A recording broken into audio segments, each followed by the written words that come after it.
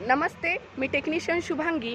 RRBने एक्झामच्या dates declare केलेल्या आहेत. ALP, JEE, technician, त्यासोबतच RPF यापैकी कोणत्याही एक्झामसाठी जर तुम्ही एक्झाम सेंटरला जाणार असाल तर एक्झाम सेंटरमध्ये एंट्री मिळण्यासाठी महत्त्वाचे 3 डॉक्युमेंट्स तुमच्याकडे असणे गरजेचे आहे. ते 3 डॉक्युमेंट्स कोणते तर तुमची एक्झाम जेव्हा आहे त्याच्या अगोदर 10 दिवस तुम्ही RRBच्या ऑफिशियल वेबसाईटवरून तुमचे ॲडमिट कार्ड डाउनलोड करून घेऊ शकता. ज्याला आपण हॉल तिकीट म्हणतो ते सोबत असायला पाहिजे. त्यानंतर सेकंड महत्त्वाचं म्हणजे तुम्ही फॉर्म भरत असताना जे देखील आयडेंटिटी साईज फोटो तुम्ही तिथे अपलोड केलेला होता तोच फोटो, ते 2 फोटो तुमच्यासोबत असणं गरजेचं आहे.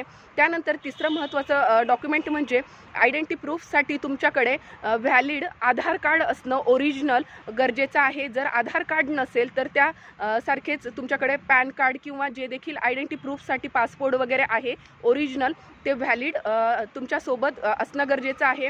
आणि जे देखील